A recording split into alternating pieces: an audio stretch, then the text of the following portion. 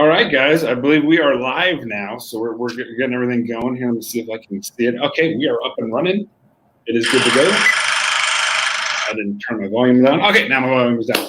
Very, very excited today. We have a special guest for you on Tea with Andrew today. We have Cheryl Montenegro, who is just an amazing lender, has done many, many magical things for my clients and has done multiple refinances for myself, which I'm always grateful for.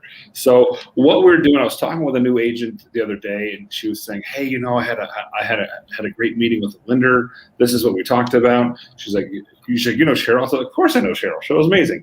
And she was talking about, just some of the issues that were going on with the buyer side. So I thought that would be fantastic to go over and make sure we understand what's going on. So we're just going to create kind of a conversation. So first and foremost, Cheryl, one, let us know how many years have you been in the business. Two, who are you with right now, so people, if they want to contact you, know where to go. All right. Hey, everybody. How are you? I've been doing this for about 17 years. I'm with Finance Home America. We are part of Eustace Mortgage. Eustace Mortgage does business in 17 states. So I'm not a mom and pop like I was when I was with Tri-State for 11 years. We do everything that's out there, FHA, VA, conventional, USDA. I don't do private lending. We are amazing. Our turnaround times, I get my files underwritten in 24 to 48 hours. I've been closing loans. If I have appraiser support, I'm still closing loans in 30 days or less, but some of the appraisers are taking a little bit longer. Yeah, this is my passion, Andrew. This is not a job. This is my passion. No, I know. I mean, when we work deals together, I get calls and unfortunately call you 7 o'clock in the morning, 9 o'clock at night. We're still working deals and getting things done. So I think you're fantastic in that regard. And I think speaking for most real estate professionals, just answer your freaking phone and we'll be best friends. I mean, when I can't get a hold of someone, it just makes life so much harder. Want to talk about kind of some of the what you're seeing on the lender side as far as buyers fatigue issues, the new normal in El Paso, which has never been a thing in the past, of buyers are paying their own closing costs. Buyers are paying, waiving appraisals or paying above if it doesn't appraise. They're paying for the seller's closing costs in some situations. So what are you seeing? What do we need as real estate professionals to prepare our clients for? Because in the past it was, hey, don't worry about it. You're going to buy this home. All your closing costs are going to be covered. You may have a down payment. Even if you do have a down payment, you can usually get that taken care of by friends or family, or we have a down payment assistance program. So we kind of trained El Paso over the last umpteen years that you can buy a house for free. And now the market has changed so drastically. We have to tell them, you want to buy a house, 15, 20 grand down is what you need to do. What are you seeing? What are some of the horror stories that you've seen and experienced that we as realtors can take from the lender side and be able to play? I'm going to ask you some appraisal questions later, but let's get on this one first. What are you seeing buyer fatigue wise, and what are some of the closing cost issues that people have to prepare for? Okay, ignore the phone ringing. I don't want to answer it and be rude. No, you're good. Free. Yeah, well, not anymore. I have buyers that when y'all send somebody to me, the first thing I try to do is help y'all out a little bit and explain to the buyers that they're going to need money. And I talk to them about down payment. I talk to them about earnest money. I talk about appraisals. And then I talk to them about cash to close. And I will agree that a year ago, even going into COVID, we still had 9 out of 10 loans. The buyer was paying all or part of the closing costs, helping out with, the seller was helping out with all or part of the closing. Right now, I have 0 out of 10. I have buyers that are offering well over the asking price just to get just to secure the contract, hoping that it's going to appraise and hoping if it doesn't, that the seller's going to negotiate. And I got to tell you what, I have had probably 5 loans last month. The seller did not negotiate. The buyer's agents went back to the listing agent and they said, y'all signed a contract for this, you pay the difference. I have lots of backup offers. So right now I have a client that's paying $250,000 over asking price. Oh, jeez. That's in Austin, a little bit different market. Okay. I have one right now that I just closed him yesterday. She paid $20,000 over. She had, like you said, a appraisal waiver. The listing price was $240. She offered $260. The waiver said as long as it appraised for $240, she'd pay the $260. And guess what it appraised for? Now I've got a question, because we're seeing that more and more often. And when I'm the listing agent, I see that. I like to call the lender and say, "Is this okay? Is this doable?" Yep. What is your response as the lender when you see a contract come in that says we're waiving the appraisal? Because obviously, more often than not, you're not waiving the appraisal; the buyer is. But correct. But what do we need? What does the buyer need to make sure when it's all said and done? How much cash do they have to show you in reserve to say, hey, if you need 20 grand extra, are you going to require that before we move forward, or how is that done on your end? Oh, that's a great question, because the first thing I talk to when I get a contract and it has an appraisal waiver, the first thing I do is call the client and say, okay, you're stating that as long as it appraises for this amount, you're going to pay the difference. And I ensure before I ever give y'all the go ahead or the green light, I make sure the client has that money in the bank or has investment properties or 401ks or IRAs. I will never let a loan proceed 24 hours past contract receipt if I don't know they don't have the funds. I'm going to call everybody and say, client doesn't have the money. They're banking or hoping it's going to come in less. I'm going to let the agents know right away. Well, and that's, and as a listing agent, I prefer listings, obviously, especially in this market. I think everybody does. I mean, if you have a listing right now, you can pretty much put in the bank that you're going to get paid. Yep. But it's just kind of the luck will have it. I do more listings than buyers. I just got a buyer's deal accepted yesterday. And the conversation that we have as a listing agent and as a buyer's agent, first and foremost, it's got to be called a lender. When I see a waiver that says someone says I'm waiving an appraisal, very first phone call I'm making is to the lender is, hey, is this doable? Is this a joke? Is it not? Are you allowed to give us that information? I know sometimes we're like, let's get a client. So, absolutely. I cannot tell you they've got 120 grand in the bank. I can tell you I've had that conversation with the client, and they are aware that their possible cash out of pocket is going to be this amount, and yes, they can. Beautiful, and that's what we need to know, because I don't want to waste my sellers' great time on market, 10 other deals that we've got, contracts that we have on the table. So if you're watching and if you're a listing agent, please do that due diligence for your client before you accept these deals. Call that buyer's lender and make sure it's doable. Can it happen? Is it realistic? Because if they're like, no, we can't do this, then we're wasting everybody's time. Yeah. On the buyer's end, more often than not, and even as a listing agent, I'm going to say this too. This is just a tip that I've seen. I know Brian and I have talked about this multiple times in previous classes and meetings. Is don't go crazy high. I mean, we're seeing these numbers where people are offered $260, $270 on a $220,000 house, knowing it won't appraise. And listing agents are like, listen, this is a waste of my time too. We know it's not going to appraise. Have the more solid offer. Have it more realistic, but have the waiver. Like, listen, I can come in 10,000 over if it doesn't appraise. I'm going to go 5,000 over, and I will go 10,000 over that if it doesn't appraise. Something realistic that you can do. Paying your own closing costs, paying for your own title policy. I'm seeing that often. That we're seeing. I actually got a deal accepted the other day where my listing side, where the buyer said, I will pay all closing costs except taxes and commissions. Yep. All buyers and sellers closing costs, less commissions and taxes, we cover. Like, well, that's huge. I mean, and those are the things when the seller's looking at it going, that's great. Because if the seller sitting there saying, look, it may not appraise, but I'm not paying a policy no matter what, and that's between $1,200 and $2,500 guaranteed that we're going to get in our pocket.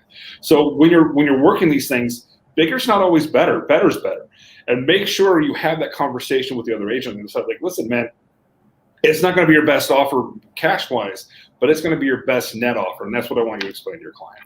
And consider the fact that right now appraisals are taking 3, 4, 5 weeks. If we get Dempsey, it's taking 5 weeks.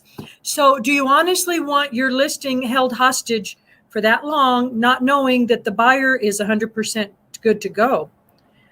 So I'm educating the buyers right up front. I'm telling them when they come in to get pre-approved, I'm telling them, look, you're up against, you're in a market that we've never seen. I mean, in 20 years, I've never seen this ever, but in my 20 years almost of doing this, never seen it.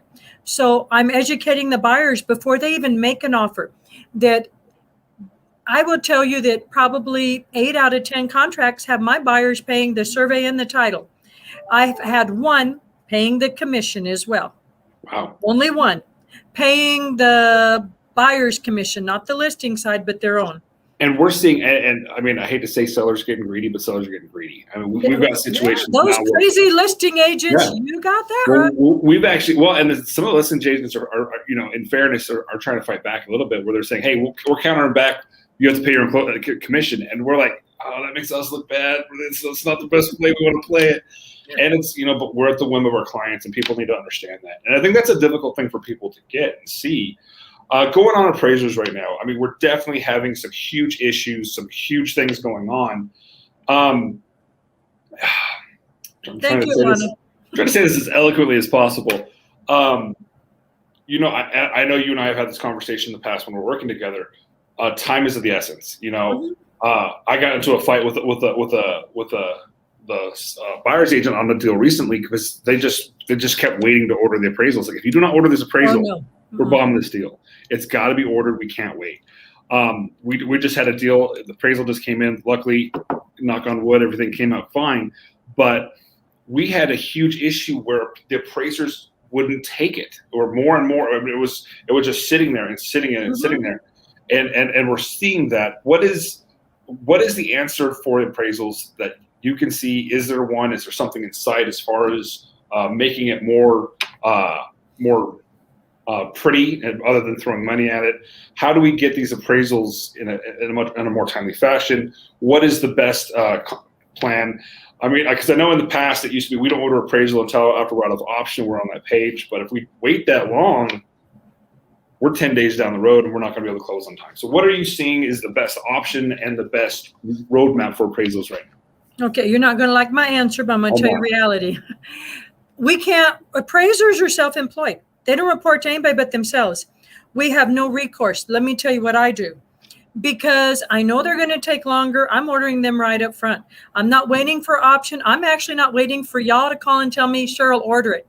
2 things. I do very good with what I do. Can I afford to pay an appraisal or 2 a month if I have to out of pocket? If I mess up and I order it too soon and it doesn't close, yes. But the length of time that it's taking to get them done, if for whatever reason, we're into 10-day option, we're in the 9 or 10-day or 11-day, and I've already ordered the appraisal, but they haven't been out there, I just cancel it. So why do some lenders wait till you pick up the phone, call them, tell them to order that? I'm ordering them right away, because you're taking longer. I had as a listing agent, I had a lender tell me recently the reason they didn't order an appraisal is because they didn't want to waste anybody's money. And that was the biggest red flag you could send up to a listing agent to make him go, and you want an extension, what now? And it's one of those things that you're just like, you can't say that. I even call the other agents like, this guy can't say this to me. Why would I give you an extension if he's saying, he doesn't want to waste your money, but he's fine with wasting my client's money because they're paying taxes, insurance, interest on their loan all this time. And I think people forget there's 2 sides to every transaction. Absolutely. And we've got to respect both sides. And that's a fight. As a broker, I see all the time where people are like, well, my buyer wants his earnest money back. It's like, but your buyer wasted 6 weeks of the seller's time who had to pay a mortgage and taxes on this home. And it's one of those things that we're always having to play. Well, Aaron will tell you, we just had a deal that I've got a couple working with Brian's side. They're on the listing side. And Aaron and I had one, and Aaron sent me an email and said, Cheryl, there's either 4 or 5 closings pending on this one.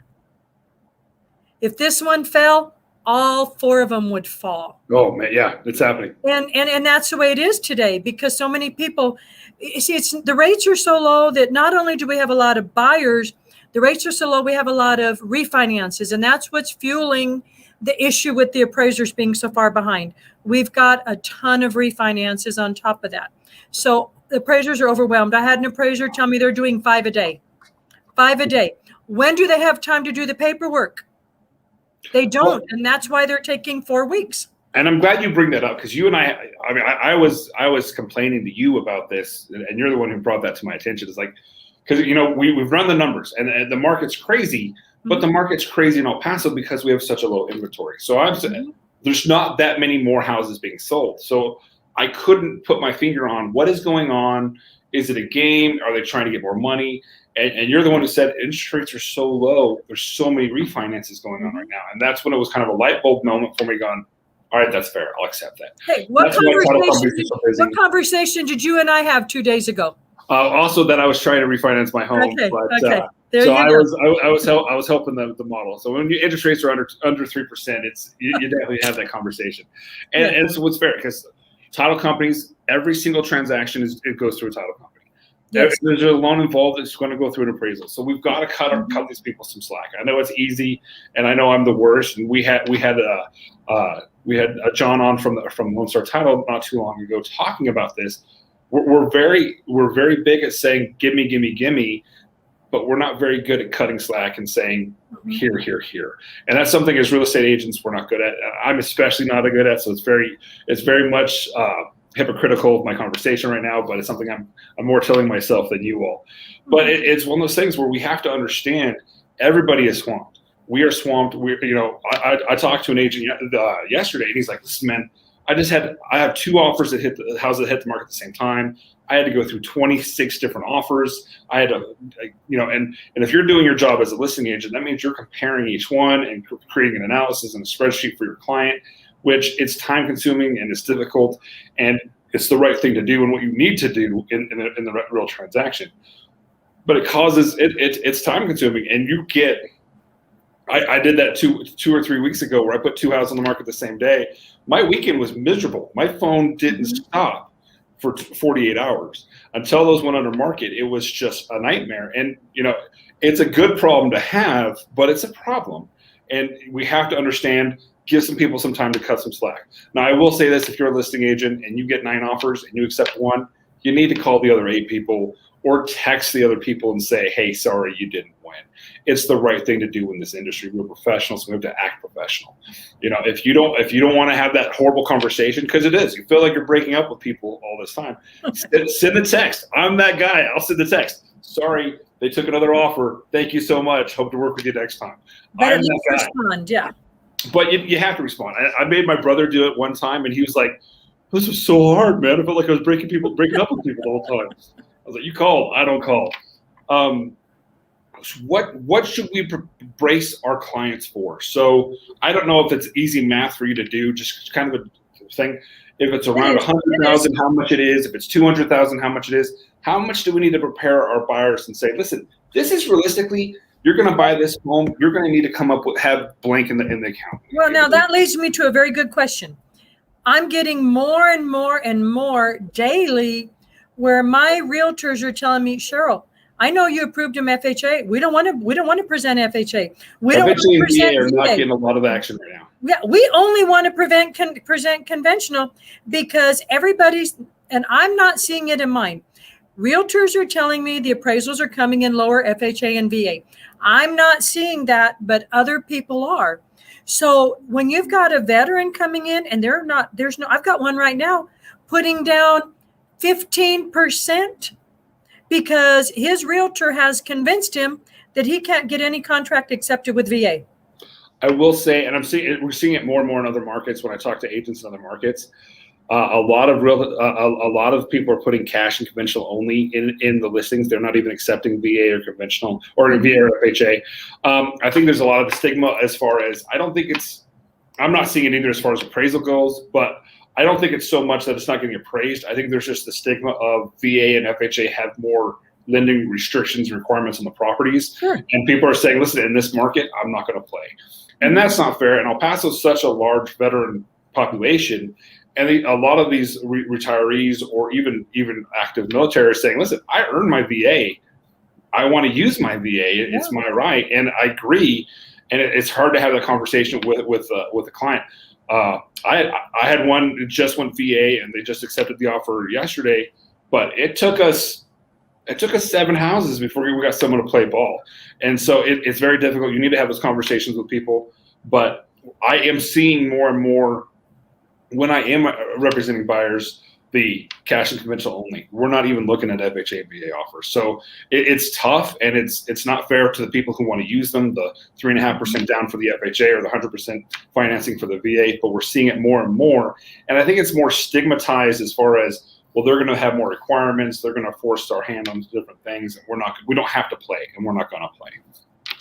So I can give you easy numbers. If you're conventional, 5% down. So whatever your list price is, whatever your offer price is, 5% down. Closing costs, my closing costs are about $3,200. Doesn't include prepaids, but that includes the processing, underwriting, the title, the survey, the attorney docs, all the typical fees that everybody has to pay, regardless of whether it's FHA, VA, conventional, regardless of escrow. Okay. Those fees are about $3,200. So you take your 5% plus 3,200. Now the rest is going to be 3 months of property taxes. And I use $1,200 a year for homeowners insurance. Fair. So on 150,000, that's not average anymore. So on 200,000, you're looking at $10,000 down, and you're looking at about $5,800 in closing. So figure on $200,000, you're going to need $11,000. I'm sorry, 10 plus 16,000. 16,000. And this is El Paso. That's we pretty much train people in El Paso that, hey, nobody has money. People expect it. 2 years ago, if you told all of your clients you need 16 grand, we'd have had 3 closings that year. It's just, the mindset has to change. And then I think ours, and I'm sure yours, our biggest difficulty right now is overcoming parents' suggestions. Mm-hmm. Or because, hey, no, I've done this before, mija. All you got to do is, they'll pay closing costs. They did it for me. Well, they did it for you a year ago, 2 years ago, but they're not going to do it for you today. We had a deal not too long ago where their finance advisor kept telling them that they need to offer 5,000 under 5% under asking value and ask for closing costs. I was like, yeah. So, I'm not going to give you tax advice. Stop getting real estate advice from them, or stock advice. Stay in your lane, understand who you're working with, because the market's changed so drastically, so quickly, and we need to understand that. Sellers has changed. Can I address that real quick? Absolutely. That's one of the things that's one of the really important things. Buyers are getting real discouraged right now. I have clients that have been approved for 6 months, and they can't find a home. I had a client buying $1.5 million that went through 9 offers before his got accepted, because he got outbid at $1.5 million to $2 million. He got outbid on 9 properties. Imagine your clients that are at 180 to 250. So the thing is, unfortunately, it's not the realtor's fault, and the clients don't understand that. The clients are getting real discouraged and telling me, my realtor can't seem to get a loan or a contract accepted for me. And I try and explain to them, it's not your realtor. Are you listening to them? Are you listening to their advice? Are they telling you can't go in below asking price? You can't ask for closing. You can't be giving a lowball offer. So I'm trying to help y'all and educate them. But I've got a lot of clients that are getting discouraged with their realtors, and I'm trying very hard to keep them on the same path with the realtor, because you all know it's not your fault. Well, it usually takes 2 or 3 offers before they start to figure out, okay, why didn't I get it? Because the one who got it was 10,000 over asking, and you're at asking and asking for closing costs. What would have been a slam dunk offer 12 months ago is a joke offer now. We look at these, and it's true. I look at offers nowadays, and it has closing costs. You almost laugh. You're like, you're joking. You think you're going to win this? That's hilarious. Yeah. It's not going to happen, because if it doesn't appraise, and they're the ones, and they're playing it smart. Well, I'm offering 10,000 over asking. Yeah, but it's not going to appraise. So when it doesn't appraise, and you want me to bring the price down, you still want me to pay all these closing costs, and that's not realistic. I've had appraisers call me and say, hey, we can't make this value. I was like, I know you can't make this value.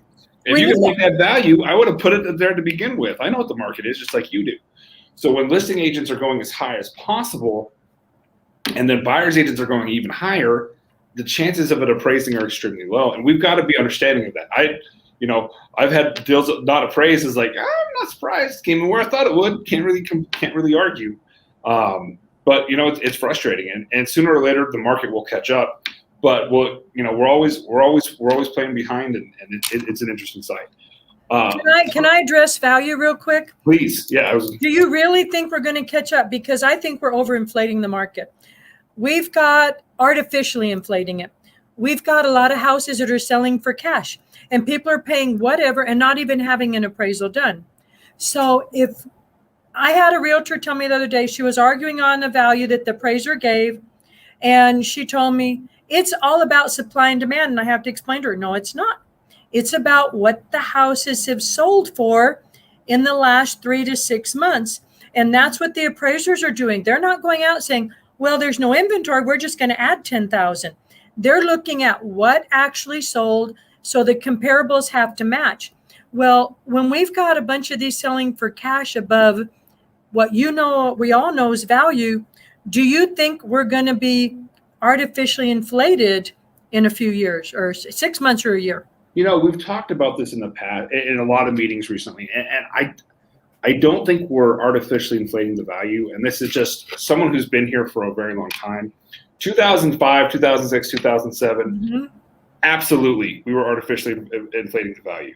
I mean, people were getting loans who had no business getting loans. I think, and I think you'll agree, we're still being very, for the most part, responsible with the lending requirements today.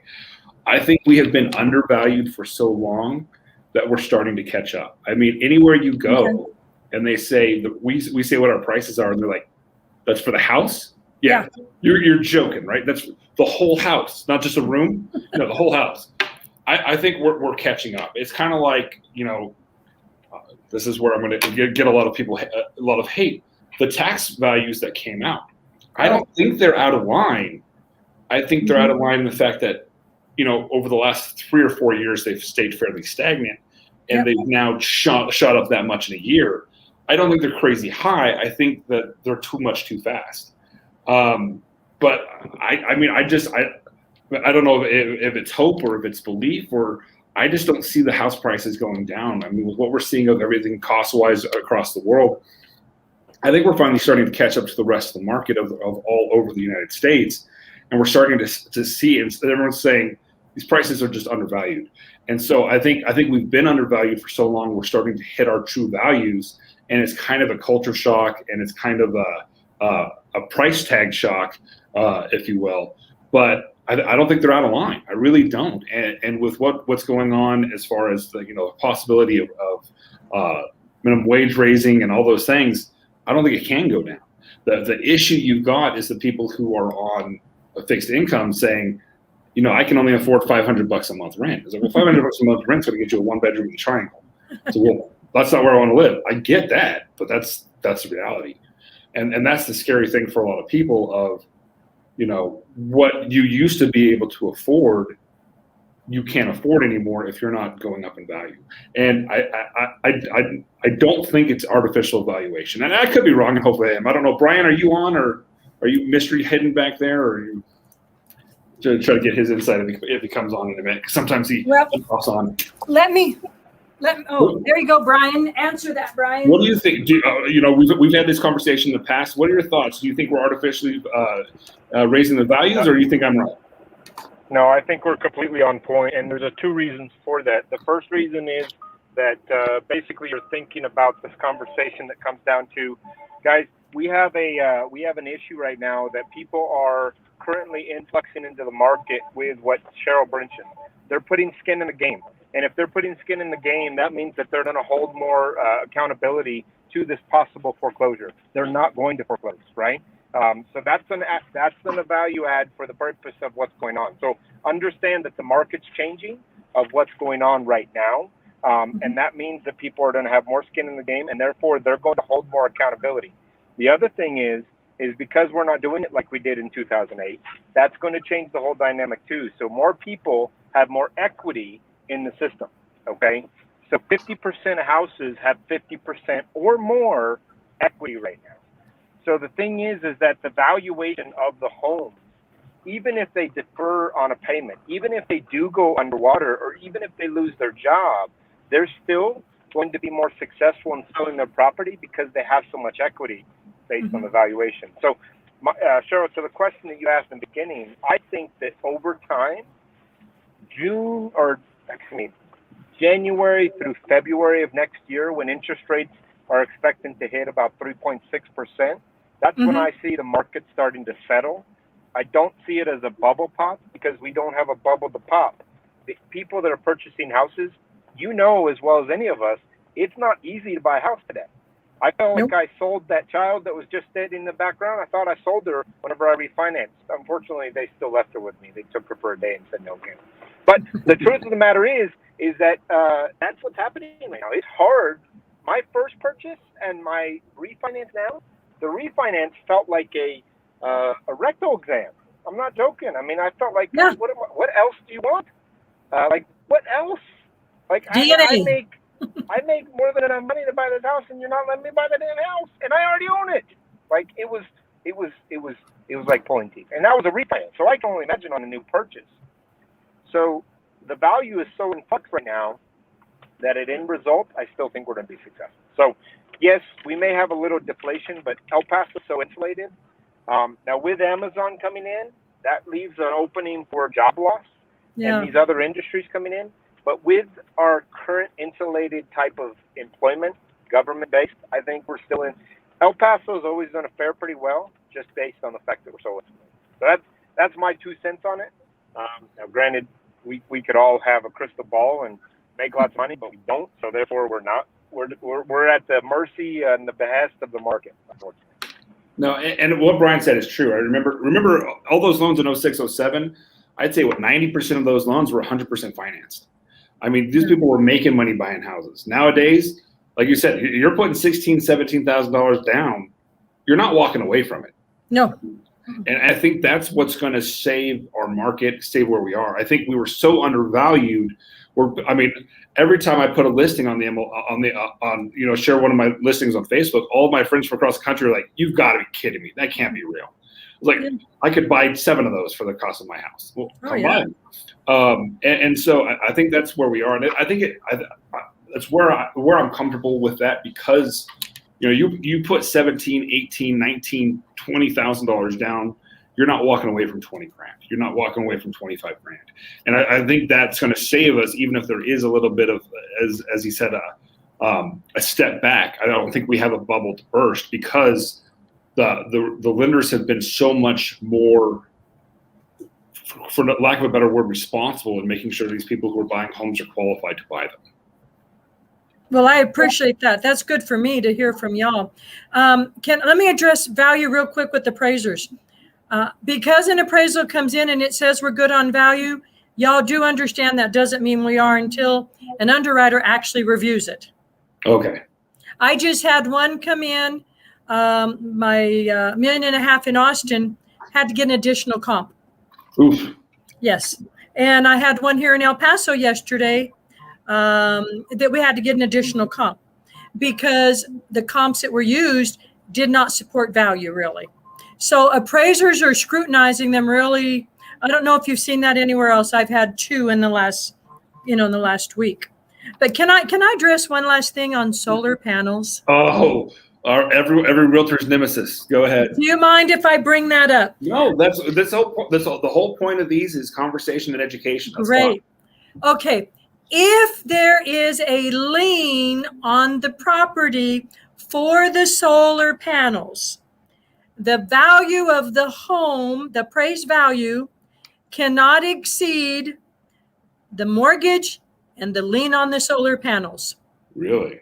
So I just lost one last month. Sales price was $230 or $240.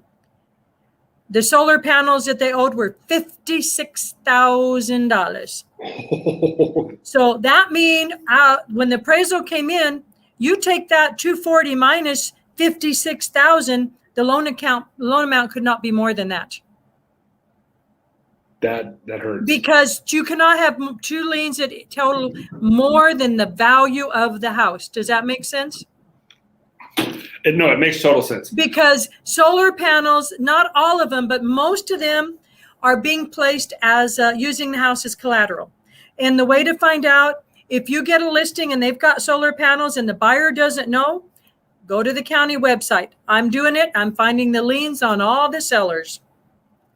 No, and we're seeing that. And the issue is a lot of sellers don't get it. It's like, hey, I don't understand what the problem is. It's like, dude, you know that it's like you get the solar panel still, but you got the tax credits. The new buyer's not. It's a crazy place.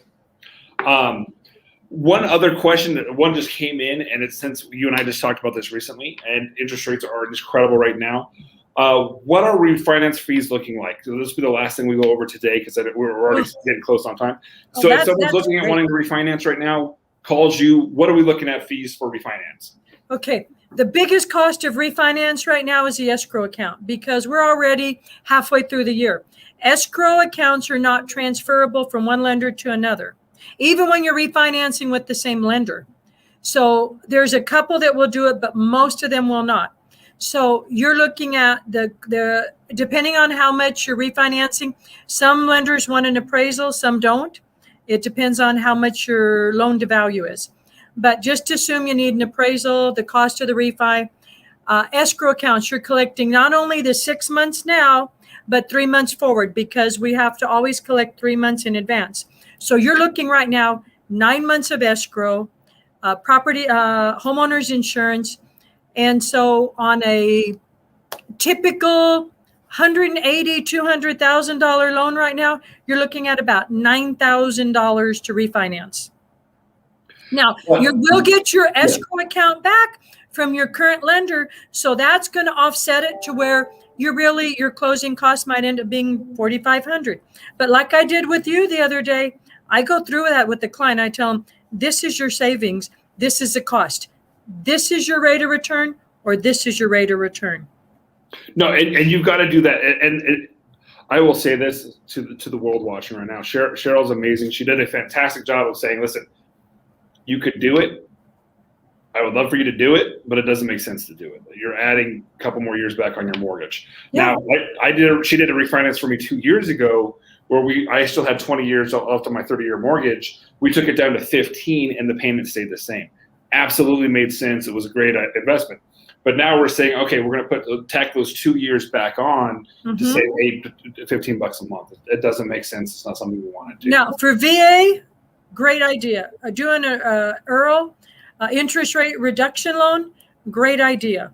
But on FHA, conventional right now, I'd say wait till October, November when you've already got your escrow just about taken care of, and we're not going to be collecting a whole year's worth.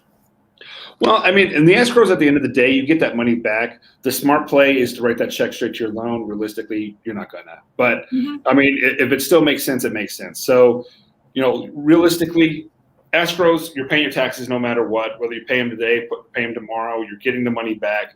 So you're either financing it, you're not, however you want to play it. So taking escrows out of it is the true answer what you should do. And if you do refinance, you get your escrow check, write the check to your loan and play it smart. But that's, or it's in your kids, give your kids a great Christmas present. I don't care what you do with your personal money. But the important thing is if it makes sense to do it. And right now, what are interest rates at right now, Cheryl? If you got a good. Oh, absolutely. VA, as long as you're at 640 and above, I'm at like 2.875 with no discount, and that's an APR 2.9. So there's no discount fee if you're at 640 or better. I'm at 2.875. On conventional, it's all credit score driven. So that is really, really, really hard to quote. FHA, again, but then nobody wants to do FHA and VA. So I just locked a conventional loan yesterday at 3.125 and the APR's 3.125 because there was no fees or no discount or anything, but they have a 740 credit score. When you get in, I looked at another one today. They're at a 680 and I locked it at 3.25 and an APR of 3.34, I think. So guys, look at what you're at right now. If it makes sense, definitely make the call. Cheryl treats you right. Now I got to say this, Cheryl. She's not the only one out there. Call your lender, whoever you think is best. Yep. Cheryl's done great by me, done great by my clients. But there are tons of amazing lenders in El Paso, Texas, and everywhere else. There are. We're watching Absolutely. So, but if it makes sense, it makes sense. But make sure you run the numbers, because sometimes it's going to make sense and sometimes it's not. And if it does, jump on it. If it doesn't, well, you try it. In my case, it would make more sense to take that $5,000 and pay down my loan that much more. Yes. So you just do what you do what works best for you and your family, and call it a great day. So, but interest rates, you can't beat them right now for buying, for refinancing, for whatever you want to do. And now, what are the chances, Cheryl, if you're refinancing, that you may not need a new appraisal? Is it?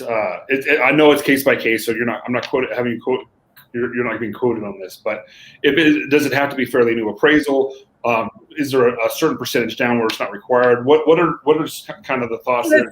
If your credit is good and you have less than a 60% loan value, about 99% you're not going to need an appraisal. If you're over 75% loan value, we guaranteed you're going to probably need an appraisal. Right. Doesn't matter about credit, income, any of that. And that's huge, guys. For if you're refinancing, that's what, $400 or $500 that you may not have to pay if you're in that regard. So something to think about. Cheryl, you want to give us your phone number real quick in case someone wants to give you a call? And then absolutely. And listen, y'all, if y'all just want have lunch and just learn a little bit about the different loan products, or just use me like an encyclopedia. Let me earn your business. Let me educate you and earn your business.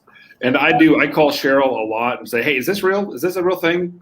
It's great having someone you can call to answer those questions, or if someone calls and says, is this a program that's available? I have no idea. Let me find out. And 7 days a week. You can call me 7 days a week. My number is 915-474-1925. I'm local. I'm licensed in Texas and New Mexico, and probably soon in Florida, because I have a realtor who moved to Florida. Thank you for putting my number out there. And I just added it to the comments of the one I was on as well. So thank you. It is there, guys. Cheryl, thank you so much for being on. It was thank you. Was great. And on the one screen I'm looking at, we had great views the whole time, and we had a lot of conversations. Someone spent a lot of time talking about dogs in Mexico, so I'm not sure what that's all about. But great stuff. And I truly thank you for your time and some great knowledge. And I hope you enjoyed it. And we'll do it again sometime. Thank y'all. Thank you so much. Appreciate it. Bye.